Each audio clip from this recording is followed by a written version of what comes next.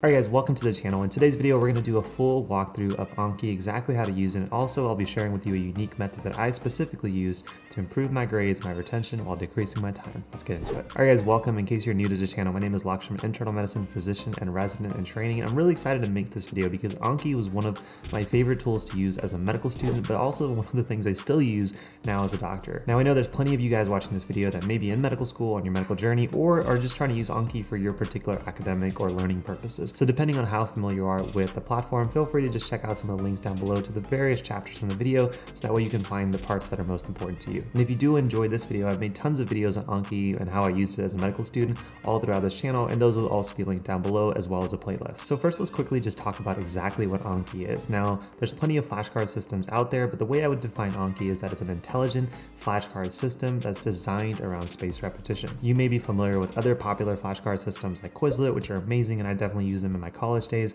So the beauty of Anki is that as you're doing your flashcard, it starts to recognize which topics you're good at, which topics you're kind of average at, and which topics you're amazing at. And in the future, whenever you're reviewing your flashcards, it's going to have an increased frequency of those garbage topics, the things that you're really weak on, that it's going to show you first, and it's going to intermittently kind of sprinkle in the topics you're average on, and even less so of the topics you're good at. And so overall, it becomes a fantastic and free resource that you can use to improve your active learning, depending on if you're on your medical journey, if you're trying to learn a class for college, or if you're trying to, for example, learn a new language. It fits all of those molds perfectly. So next, let's talk about how to set up Anki. Now, the beauty of Anki is that it's free and you can use it on both PC as well as a Mac. And for the demonstrations of this video, we'll be doing it on a PC. So for all of you Mac lovers, it's essentially the same thing. And you can also use it on your phone, Android or iOS. Now, for the app version for Android, it's absolutely free. And for iOS, unfortunately, it does have a little bit of a cost, but it's totally worth it because you can sync to your multiple devices and have your flashcards on your computer and then immediately to your phone. So for the purposes of this video, I'm just going to demonstrate on my laptop. So the first thing you're going to do is to go to the Anki website, and I'll link that down below as well. And again, it's free, so you can just go ahead and click download and then find the version that is best suitable for you. And I already have it kind of downloaded already, but as soon as you do on your desktop, you'll go ahead and see the Anki desktop icon.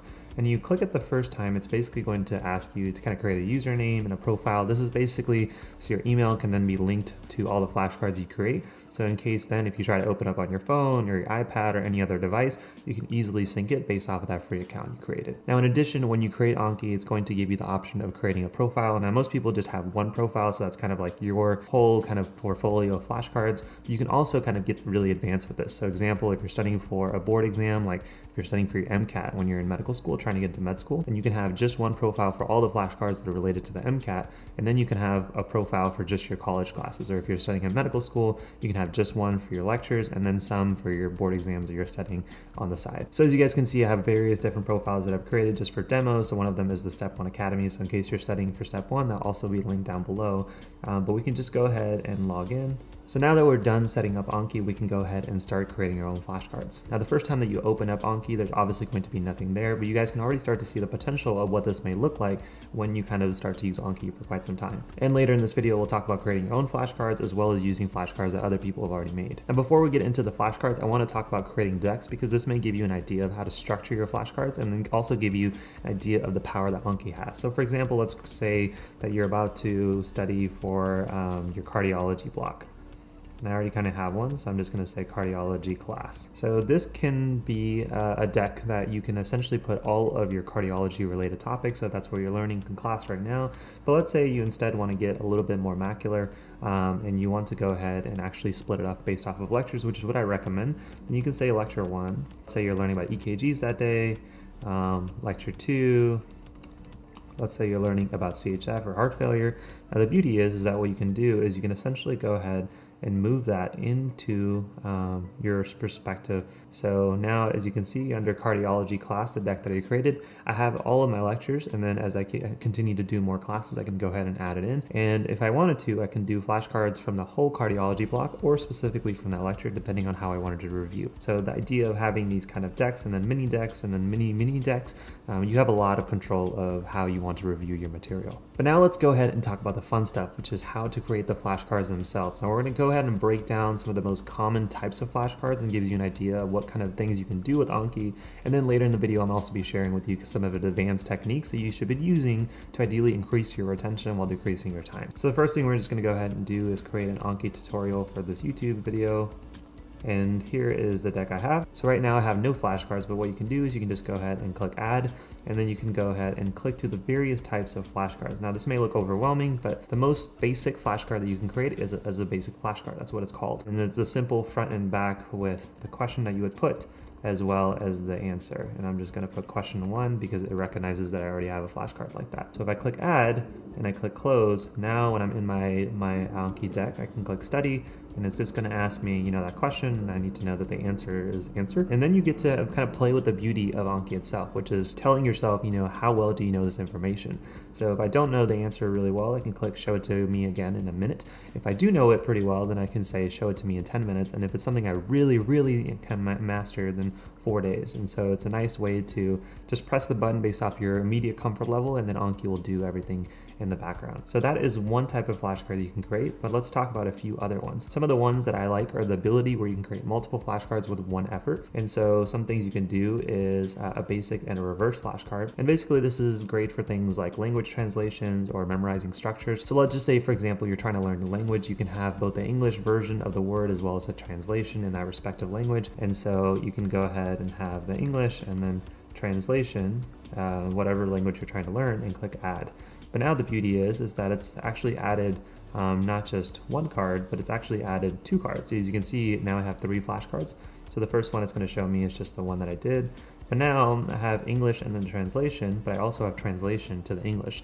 So it's a nice way to flip-flop cards when it doesn't really matter which side you see first. You can actually quiz yourself interchangeably. Now those are some of the most basic flashcards you can create, but you can get really powerful with Anki, and so this is where I start to geek out. But the next flashcard that I definitely recommend you guys kind of learning about and how to use is the cloze function. So cloze flashcards are basically, imagine you have a phrase or a long thing that you have to memorize within it. So, you know, process A equals process B plus C. Let's just say you have to memorize an equation. So what you can actually do is just, let's say, I'm going to go ahead and take something from this Anki script that I actually created for this video.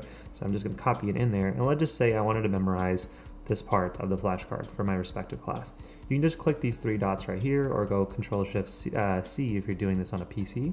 And then what it's going to go ahead and do is, if I click and actually review that flashcard, it's going to go and then block off that respective word, and I have to memorize what went in there. So in this case, it was an intelligent flashcard system. And since I got it right, I can go ahead and click 4 days. Now again, you can get even more advanced with this. So again, if I go ahead and just paste that phrase in, what I can do is I can now choose that respective word that I wanted, but I can also add in other things from that phrase that I also wanted to quiz me on. So again, the beauty of creating multiple flashcards from one phrase or one question. So in case you wanted to memorize different things in a phrase, but you wanted to have one flashcard to quiz you on one part and another flashcard to quiz you on another, that's also great. So here I'm just going to go show you this example. If I click show the answers, I'm just going to click through. So as you guys can see, this is the flashcard number 1 that I created. And then now I actually have another flashcard that's quizzing me on the latter part of the thing that I clicked. And then to finally close out this cloze function, that is definitely a tongue twister. One thing you can do as a little bit more of an advanced strategy is you can just go ahead and do the same thing. But let's say you wanted to get quizzed on both flashcards at the same time. Then what you can actually do is you can, instead of clicking C2 and C1, you can just make both of these C1s. And so now when I see this flashcard, it's actually going to force me to actually be asked both of the informations at the same time instead of one at itself. So if you have a really long kind of chain of commands, or if you have bullet points and you want to memorize a few of them together, or all of the bullet points as part of your flashcard, then you can just click C1 or the same number, and then that card will quiz you on all of them. Now the last type of flashcard that I want to show you is really where Anki gets really cool, especially if you're trying to memorize diagrams and figures and like maps, is the image occlusion tool. So the image occlusion tool basically gives you the function of blocking off different things on a picture or an image and then making that into a flashcard. Now this is an add-on, it's a free add-on, and so let me just show you quickly how you add this on to your Anki portfolio. So one thing you're just going to quickly do is you're going to just go ahead and Google image occlusion Anki. So we're just going to click on one of these for the example. So we're just going to go down here, and it's going to kind of show you the ability of what that add-on can do. And then to actually install this add-on, all you have to do is just go down and find the number that it'll give you. So in this case, it's right here. So I'm just going to control copy that and go back into my Anki. And then you can just click on tools and click on add-ons. And I already had this installed, but just for y'all's purposes, go ahead and click get add-on and paste that code in. It's going to go ahead and download it and install it, and then all you have to do is just restart your Anki before you can actually use the tool. So now let me show you exactly what the image occlusion tool can do and what type of cool things you can do with this, especially if you're learning for things like anatomy. So let's click add, and we're going to click image occlusion. and click choose. Now, a lot of stuff can go here, but all you have to do is just click on this last button that says add image occlusion, and then just find a picture. So I have a picture of the heart here. And now the beauty of it is essentially it's defaulted, so where all you have to do is just kind of click over all the structures that you really need to know. So, and you don't have to click on everything. So let's say in this situation, I didn't really care to memorize the septum, but everything else was kind of fair game. Then you can just quickly, in the matter of just a few seconds, click over everything, which is good for this example. And then you get to decide essentially how you want this flashcard to be presented. Do you want it to look like this and then basically quiz you on one thing at a time, but the rest of them are still kind of blocked off? Or do you want everything to be exposed except the one piece of information you need to know? So I'm just gonna say, hide one, guess one, meaning it can show the rest of them. It doesn't really matter, you can play with however you like, but as you can see, I've added 11 flashcards now in a matter of just a few seconds. So if I go ahead and click show answer, then this is kind of the beauty of the image occlusion. It's going to ask me to basically say what the structure is. I'm hoping it's the right atrium. There we go. Otherwise, it basically failed as a doctor. No. But you can now go ahead and just keep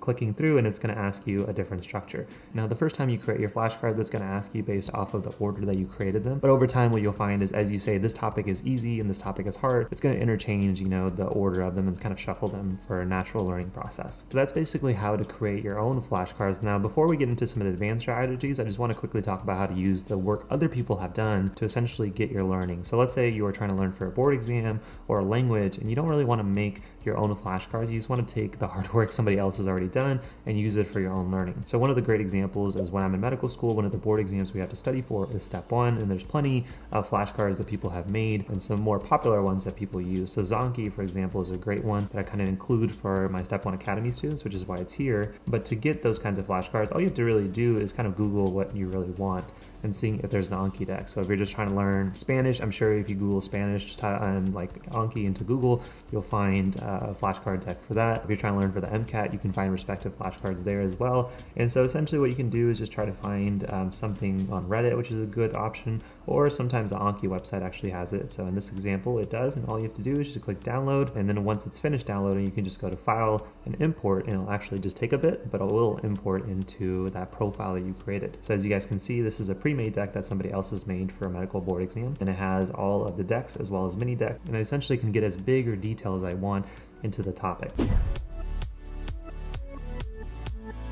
So now let's get to the part of the video that's going to be probably the most exciting and where I get to geek out the most, and that's talking about advanced strategies that you can use to really increase your retention. Now, one of the biggest downfalls of really any flashcard system is that sometimes it just takes you forever to make flashcards, and then you really don't have enough time to actually review them. So when I was in medical school, I tried to find as many techniques as possible to minimize that first part, which is creating my flashcards and making them efficient. Now, when you use the Cloze and the image occlusion, again, you can make multiple flashcards in essentially one effort. But some of the other things that I really enjoy doing is something I call my screenshot method. So essentially what you can do is you can on one side have a PowerPoint of your lectures or a PDF of your syllabus, really any material. And then you can have Anki, and you can use either a snipping tool on Windows and PC, or you can use the actual screenshot tools that the Macs allow you to do. Then you can essentially go ahead and screenshot the whole PowerPoint. So for example, let's just say I was trying to create a flashcard, so I can click add.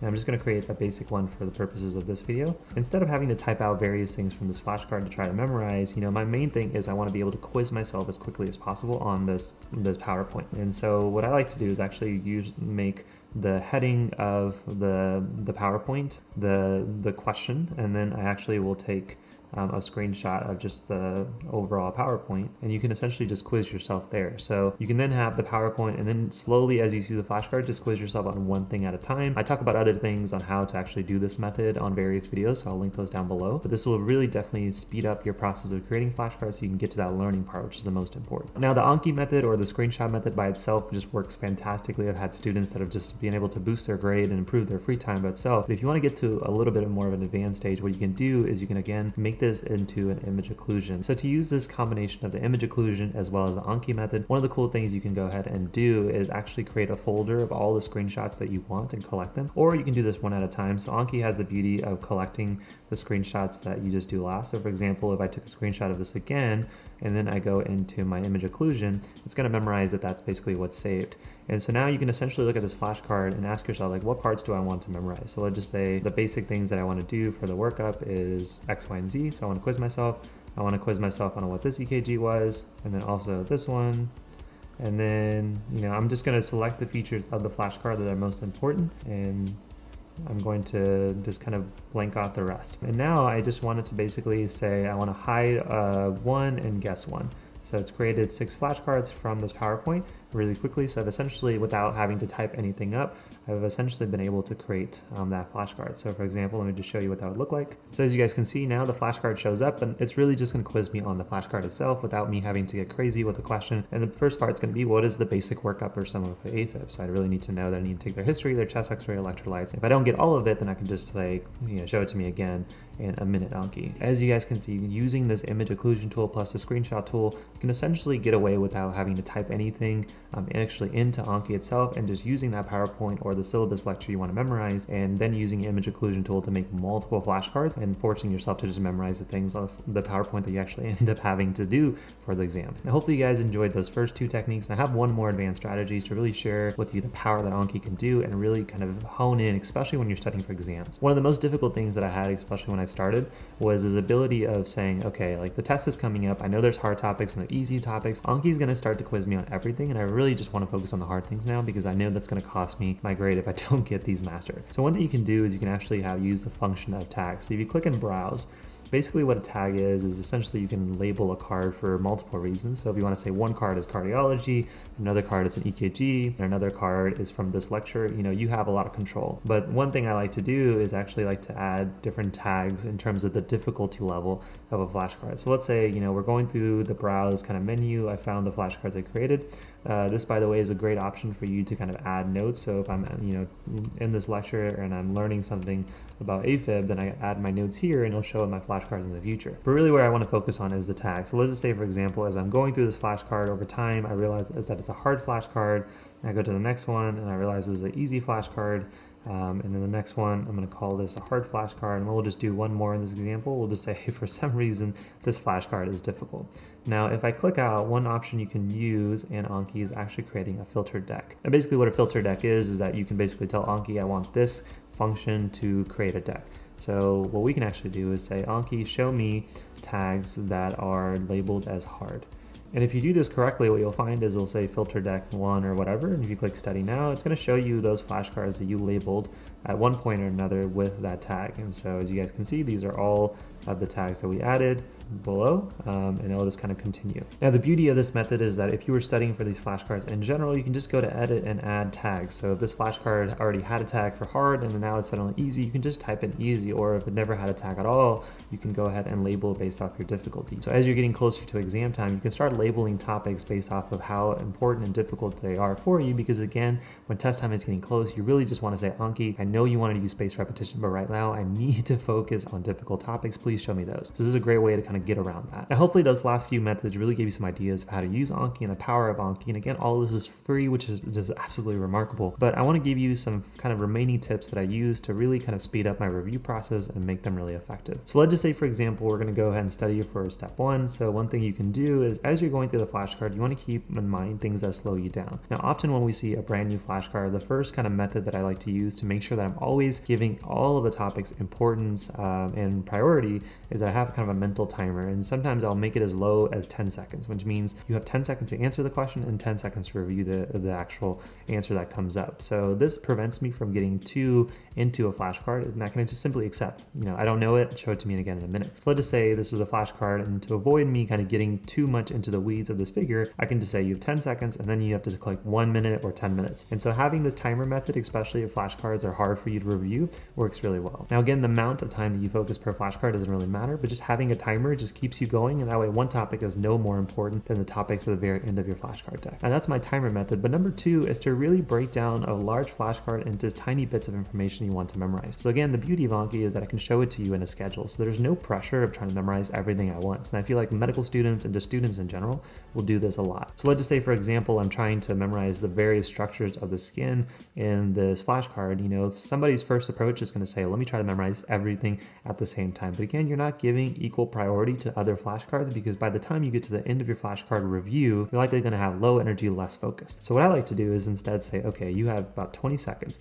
and let's just memorize the first 2 layers of this, and then I'm going to see this flashcard again. No big deal. So I can answer the question, so get that correct. But if there's something in the figure or the PowerPoint, if I was using the screenshot method that I wanted to do, I'm just going to say, let's memorize these 2, so the corneum and the granulosum, And then if I get those right, perfect, I can move on to the next 3 to 4 structures that it's labeling, and I can click show it to me again in a minute. Now I see that flashcard the next time, the first thing I have to ask myself is, did I memorize those 2 things? And if so, cool, let's add one more thing and show it to me again in a minute. So this way you're constantly moving, topics are all have an equal priority, and the learning process just has so much more of a flow, and it's just not as stressful. But that, guys, is my broad overview on how to exactly use Anki. Hopefully you guys really enjoyed this video. Put a lot of effort to kind of show the different things that I personally use, the things that I found medical students and other students using. So let me know in the comments down below what you guys think, what other questions you may have for Anki. Now remember, I've created tons of Anki related videos here on the YouTube channel, so make sure you check out that playlist down below. And while you're down there, probably just go ahead and smash that like button, because if you made it to the end of the video, that means the video hopefully gave you